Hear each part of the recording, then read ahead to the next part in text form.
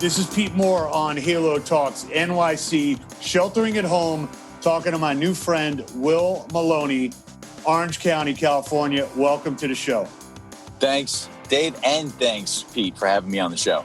You got it, man. So I'm going to have you give your resume, but before I let you give your resume, since you are the person with a much better resume than me, which is kind of hard to beat, I will just say for my listening audience, he's not going to say that he was the intramural athlete of the year in 1994 at Emory University, nor is he going to be able to say that he was the all-around athlete at the Jewish summer camp in 1988 at Camp Wakanda. So, Will, now please give your illustrious background.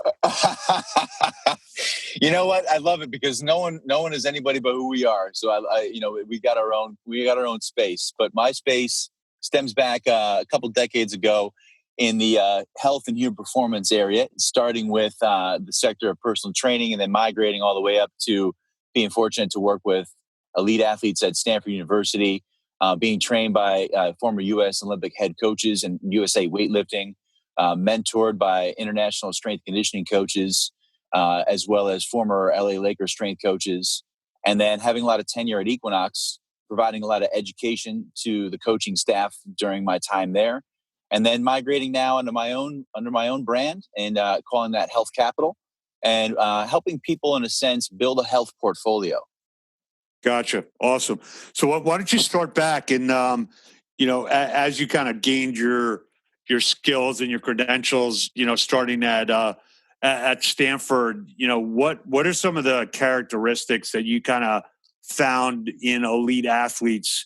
Obviously you got raw talent, but like what were some of the key traits that you're like, this guy or this gal, has what it takes to get to the next level? It's a great question. I remember, so the head strength conditioning coach, Shannon Turley, really great guy, tough as nails. I remember him commenting on one of the players, the athletes, and his name escapes me, but he was able to get picked up in the draft his senior year. And they gave his background story to us in a huddle at the end of one of our sessions one day. And they wanted to give him more credit than anyone else deserved in the team at the moment, because this guy was a walk-on to the Stanford program. And I remember showing up to my coaching sessions with the team, and he would be there an hour before everybody else. And mind you, those sessions were 2 hours long. One was hitting the weights, and then one was getting on the field doing conditioning work. So it wasn't a walk in the park by any means. And he was there an hour beforehand, training himself before the training started. So he was training to train is the way that I look at that. And then that's how he got where he went in the draft. He didn't get it by talent. He got it by just putting his hands in the dirt and just not getting them out until he knew where he wanted to be. That's awesome. So as you gravitated into, having the opportunity to work with Kobe, and I've been watching the Last Dance on Jordan, and just the level of intensity and competition, and, the practices might be harder than the games, and he was able to, prop up his teammates. What are some of the things that resonated with you? I can't believe Kobe's not here anymore. It's just still a shock to the system. Kind of wish we could redo this entire year for that purpose in this fucking pandemic. But what are some of the things with Kobe that you're like, wow, this guy's like a superstar in so many different ways, and he put in the work, and he approached it with such a winning and attitude that kind of differentiated him? So it was Joe Carbone was his personal coach, strength conditioning coach, and they met back when Kobe was in high school. And Kobe, when he went to the pros, took Joe with him, and then Joe became the head strength coach for the Lakers, along with staying with Kobe. And so that was how I got connected with Kobe in a sense, but I never actually was there with Kobe in the training. It was all through mentorship from Joe, which I give tons of credit to his mentorship, and that it was a good relationship that we've had. And within that, and learning about Kobe, and then actually being fortunate enough to meet him, not directly through Joe, but because Kobe lives down in this neck of the woods in Orange County, and you're in the strength conditioning world enough hours in the week, you're going to bump into some people. So I remember bringing that up to him, and the regard that he had for Joe was like Joe was another father to him. I mean, it was really just a very close relationship. And so with that, I knew Kobe with the fact of Joe. But I was able to observe Kobe, I would say, from a different perspective, because when when it tragically his life did end, it felt a lot closer than I would have imagined, just because of the couple connections that I had with him, and then knowing Joe, and then knowing Kobe's training. And the thing that I knew and observed about Kobe from my perspective was that he turned his profession from what it was into a purpose. And I think that was why we all, gravitated towards him, whether it be consciously or subconsciously. And I think that's why it all hit us so hard. Not that anyone's untimely death is not going to hit anyone hard, but I think when you see someone that's so talented in many levels, and then they take their craft and they just position it in a way where it's not you're just showing up to work, but you're there with a bigger point. Mm-hmm. I think that it was, when he passed, it was a wake-up call for all of us to be like, you know what? I think I got to get my shit together and do this. That's awesome. Yeah, he'll be remembered for a very, very long time. Guys like Kobe and guys like Jordan, they're in the spotlight. When let's kind of pivot to what you do with helping executives with their own health capital and health capacity. And, it probably, a lot of executives say like, yeah, I got a personal trainer, but also I think like personal training and kind of life coaching and entering your job, even if you're not in a position where your physical skills are required. Like my physical skills are not required for me to do an Excel sheet and take conference calls at Integrity Square. Okay. But the fact that I like worked out an hour and a half, this morning, and I was practicing some field goal kicking, which is a separate podcast I'll do on my own and probably won't release. Like I want to make myself better personally, and I'm kind of bringing those endorphins into what I'm doing now, as you can probably tell. So like, how do you view, like when you're saying like, hey, I can, as an executive comes says like, hey, I want to, can you train me? You'd be like, look, I'm not actually just like training you. I'm like a springboard for everything else you're doing. So how do you think about it? How do you pitch it? How does it resonate? Give us a little color on that. Yeah. So the color on that is taking a look at where people begin their entry point when it comes to focusing on their health. And the standard, including myself, was, hit the gym, get on the diet, and then you do something better about my sleep. That's been the entry point for all of us. And what I started to say to myself is, if that was the entry point, then why aren't all of us graduating with honors when it comes to our health? And so that's when I decided to take a look myself. And I described the entry point as having a reference point to where people did have some familiarity and did have some grounding, and dare I even say some success, is understanding just finance at a 101 level. So finance, in a sense, like positioning health as just like an investment. So when you have your investment portfolio, you're diversifying your assets, you're trying to align them with market fluctuations, and you're just trying to expand your investment capital. So I positioned health in the same way. So I call it a health portfolio.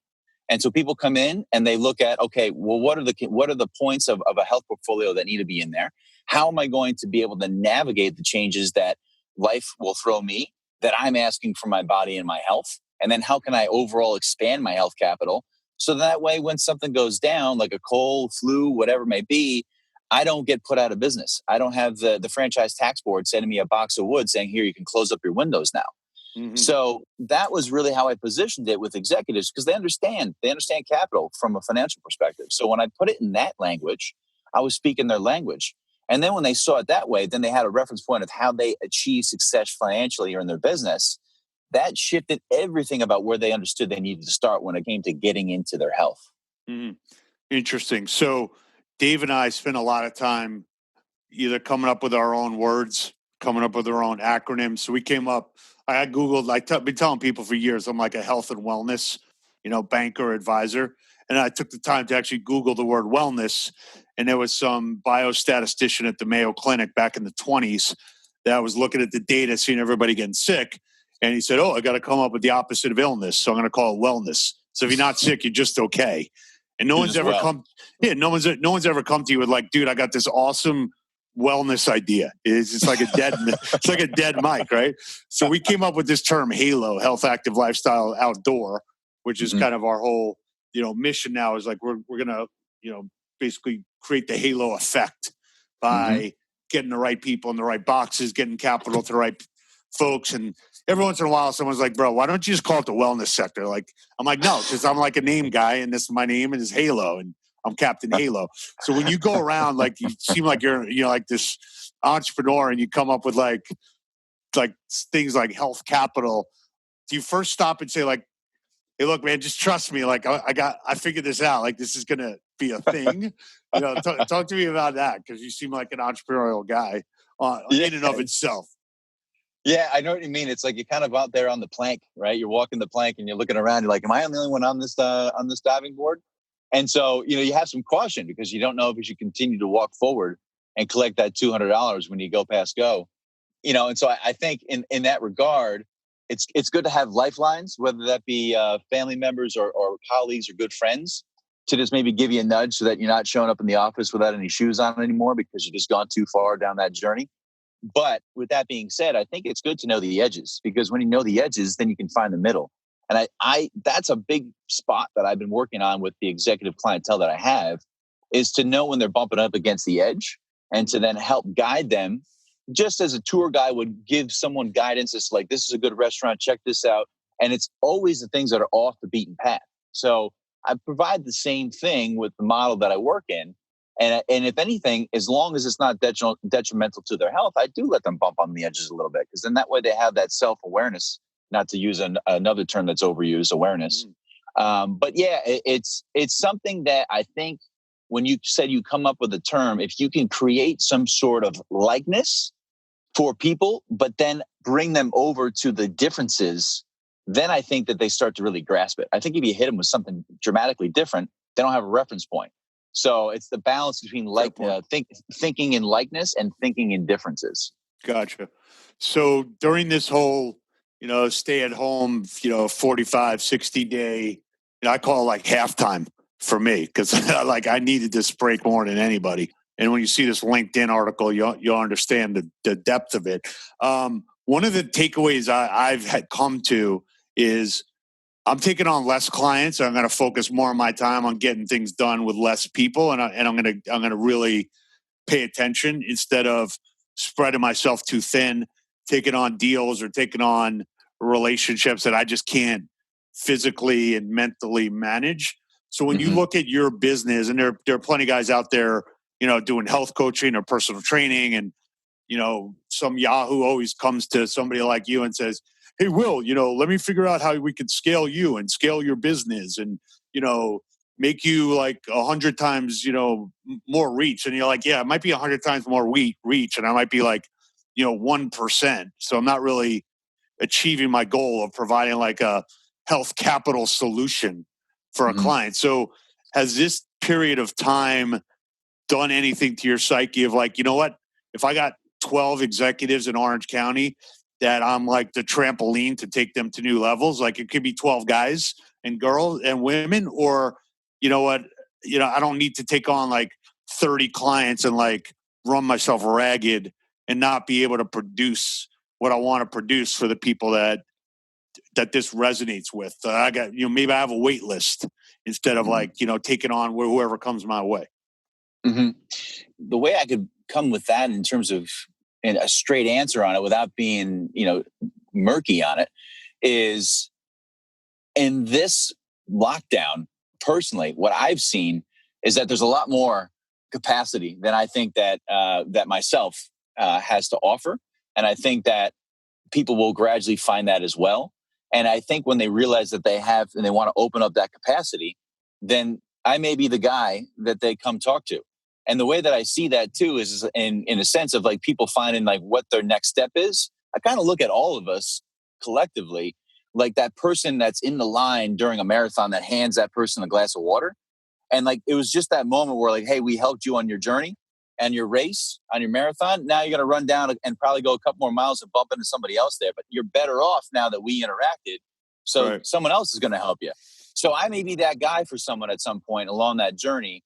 And within that, though, there's a lot of steps when it comes to developing a health portfolio. So I may be there a little longer than somebody else. But in terms of scale, the thing that I've actually looked at, and I appreciate what you're saying about, people, getting lean and not running ragged. I've gone the opposite. I'm looking at the fact that it's like, okay, we've got a big issue on our hands with people becoming more aware of the liability of their health, and solutions need to be offered to people at different entry points for where they are in their journey. So, someone may not be ready to work one-on-one. Someone may be ready to just get some just content and just get their feet underneath them. Some people may be in a health debt, and they need to get out of health debt before they can even get into the black.